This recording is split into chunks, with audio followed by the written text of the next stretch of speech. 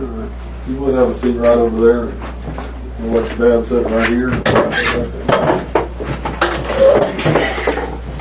I appreciate you coming here.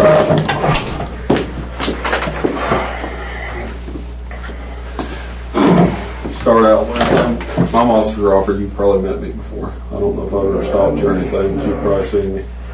I've seen you around. Well, first of all, I'm going to start out reading you your rights. Okay.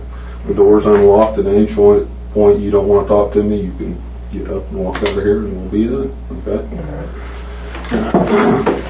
You have the right to remain silent. Any statement you make can be used as evidence against you in court. You have the right to consult with a lawyer before answering any questions and the right to have your lawyer present during the questioning. If you cannot afford a lawyer, one will be appointed for you without cost to you prior to questioning if you so desire. If you wish to answer questions now without a lawyer present, you have the right to stop answering at any time. Okay? You understand all that? It says right here, it says, I have read to me my constitutional rights and I fully understand them. If you understand them, I want you to sign right there, and the date and the time.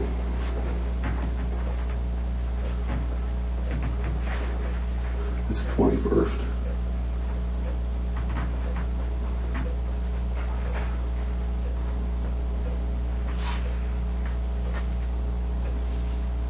Okay. Next paragraph is if you want to talk to me. I hereby waive my rights and I'm willing to talk to you now. No promises or threats have been made to me and no pressure or force of any kind has been used against me. I voluntarily waive my rights. This is if you want to talk to me. Instead of having a lawyer present? Yeah.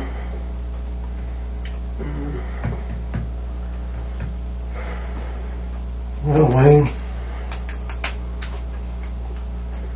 Because, yeah, I've seen...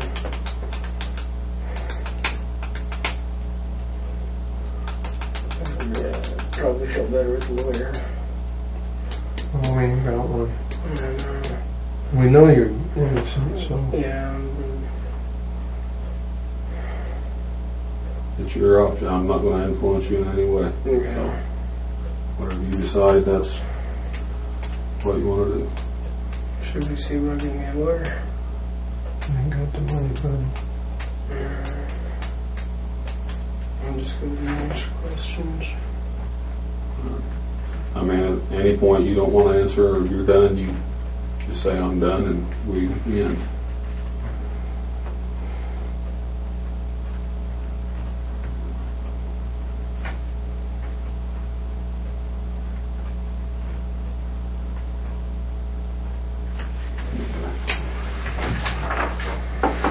Well, I told you yesterday on the phone, the young lady's come up here and accused you of raping her. Okay. I'm just needing to get some information from you or hear your side of it or whatever you want to say to me. I don't know why, because, I mean, I dated her, because it all started out, I was over visiting with my brother over at the Blue House, and her and her mom were out there and we were talking. Well, finally one day I get a phone call. It's like, hey Wayne, you want to help out my neighbor? I was like, yeah, sure. And I went over to talk to the neighbor and had to get up early, like on a Saturday or something like that, and go out to Springdale and help them with the car, help them find a car. And I went and test drove cars for them, helped them out. Had to drive one of them back from Springdale.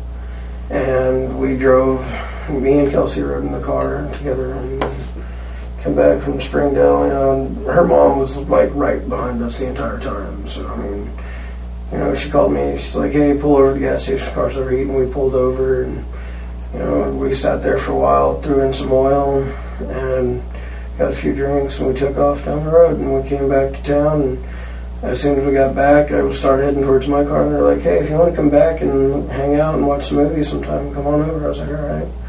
So I just went home and went to sleep for a while because I got like 2 hours of sleep the night before. I was dead tired. So, I started going over there. Me and Kelsey started dating. And then all of a sudden, her mom's like, hey, I don't want you seeing my daughter anymore. I was like, all right, no problem, and I left it at that. I just like, all right, cool. And I just left. And I was like, alright, and I just kept, just keeping to myself, keeping to my friends. Then finally one day, Kelsey texted me. I'm like, okay, cool, that's cool. Hey, what's up, And, we sat there and texted every now and again. She'd call me. And I don't know, then next thing I know is freaking, I was working, I was out on a smoke break, and she came over to my job, and she saw me outside, and she came out over to me. And she was all hugging up on me, and I was like, oh, hold up. What about, I was like, hey, dude, your mom said no contact, This ain't supposed to be happening, don't. And then I guess her mom saw her on me, and freaking, her mom left and came back later with a 12 gauge in her car. Yeah. And was giving me terroristic threatening, saying that I need to stay away from her daughter, which I have been, and if I don't stay away from her daughter, that you ain't got to worry about nobody finding my DNA because she's going to blow my shit up. And that's exactly what she said. Okay. And I was like, okay. And I just walked back in.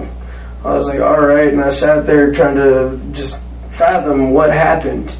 I was like, wow, she had a freaking shotgun in the car, and I could have gotten shot at work. My first night of work, and I could have gotten shot at work because of her going off her rocker.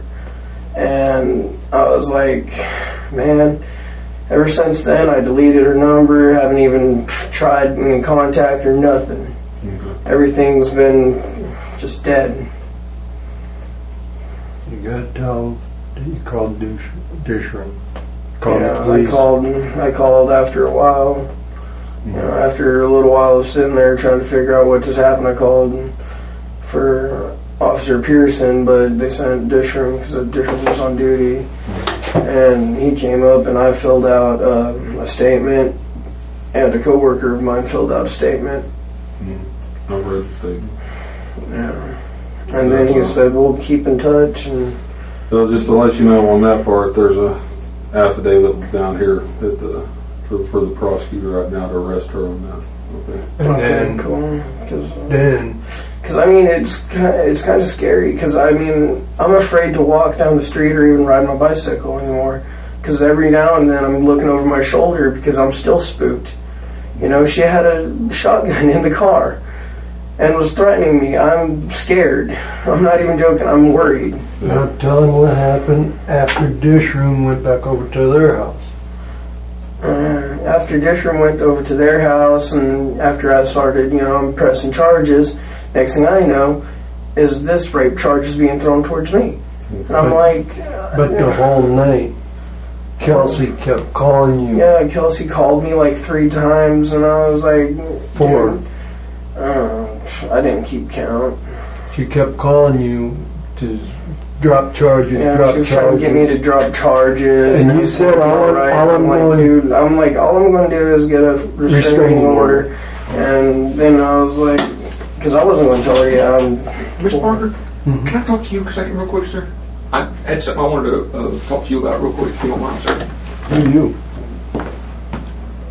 Okay. Anyway,